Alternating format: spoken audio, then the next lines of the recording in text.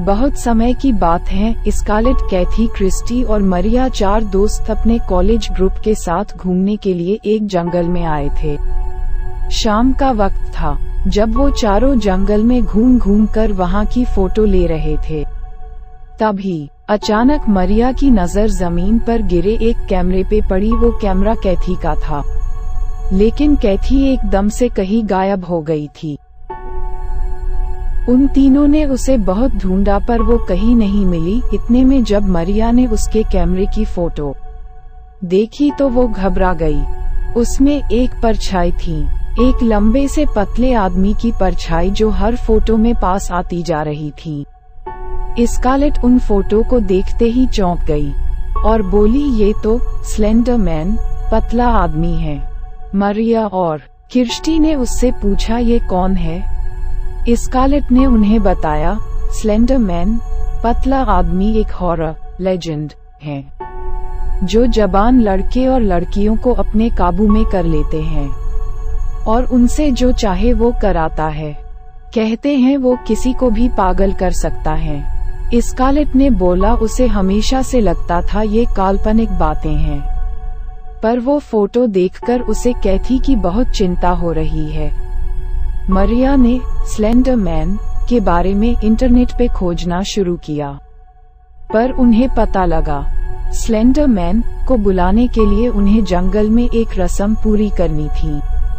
उन्हें अपनी आँखों पे पट्टी बांधकर 3 बार 1 घंटी बजानी थी, लेकिन जब तक ये रस्म पूरी ना हो जाए कोई भी अपनी आँखें खोल नहीं सकता और ना ही कुछ बोल सकता है।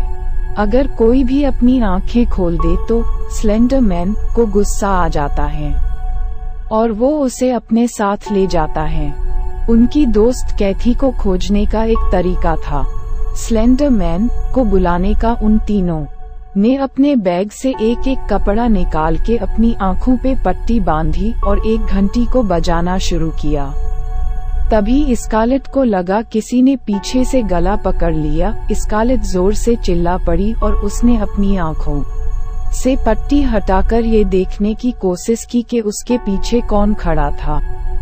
उससे अपने पीछे कोई भी दिखाई नहीं दिया। रस्म बीच में ही टूट गई और वो स्लेंडर मैन को बुला नहीं पाए। रात बहुत हो चुकी थी, इसलिए तीनों दोस्त अपने टेंट में लौट गए।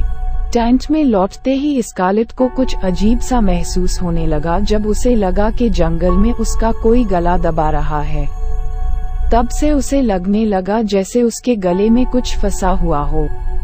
जैसे ही उसने अपना मुंह खोला, उसके मुंह से काले रंग की कुछ चीजें निकलने लगी। देखते देखते वो चीजें उसके मुंह से पूरा तरह बाहर निकल गई। उसके सामने उन काली चीजों ने स्लेंडर मैन का रूप ले लिया। वो बहुत लंबा, पतला और खौफनाक था। उसका चेहरा भी बहुत लंबा था और उसके चेहरे पर आंखें भी नहीं थी, ना नाक और ना ही उसका मुंह था। स्लेंडर मैन को देखकर स्कारलेट बहुत डर गई, लेकिन अचानक से उसका डर खत्म हो गया। देखने में लग रहा था स्लेंडर मैन ने उसे अपने काबू में कर लिया था। स्कारलेट ने क्रिस्टी और मरिया को फोन किया और कहा फिर से सब लोग उसी जगह मिले जहां पे कैथी गायब हुई थी। उसके दोस्त बहुत डरे हुए थे, लेकिन स्कारलेट के कहने पे वो मान गए। लेकिन उन्हें क्या था इस बार उनके साथ जंगल में क्या क्या होने वाला है। जैसे ही वो जंगल में पहुंचे, स्कारलेट ने अपने दोस्तों से पट्टी बांधने को कहा।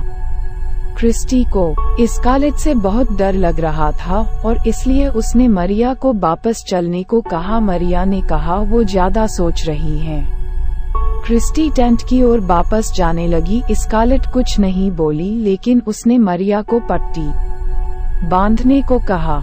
जैसे ही मरिया ने पट्टी बंधी तो फिर से स्कारलेट के मुंह से स्लेंडर मैन बाहर आया। मरिया के आंखों से पट्टी हटाई, उसको देखते ही मरिया की चीख निकल पड़ी। क्रिस्टी जो टेंट की ओर वापस जा रही थी, मरिया की चीख सुनते ही वो वापस आके एक पेड़ के पीछे छुप के ये सब देखने लगी। मरिया एकदम चुप हो गई। वो ऐसे शांत हुई जैसे कुछ हुआ ही ना था। स्लेंडर मैन ने उन्हें काबू में कर लिया था। वो जंगल के और अंदर जाने लगा। स्कारलेट और मरिया भी उसके साथ जाने लगे। क्रिस्टी ने पुलिस को फोन किया और पुलिस के आते ही वो उन्हें उस जगह ले गई जहाँ पे वो स्लेंडर मैन उन लोगों को लेके गया था। जब वहां पहुंचे तो उन्होंने देखा वहां पे एक कुआं था और उसके अंदर स्कारलेट कैथी मरिया की लाश बह रही थी। ये देखकर क्रिस्टी पागल हो गई और अपने घर लौट गई। कई साल तक क्रिस्टी को पागलपन के दौरे पड़ते रहे और उससे ऐसा लगता रहा कि स्लेंडर मैन ने उससे भी अपनी कैद में लिया है। Horror stories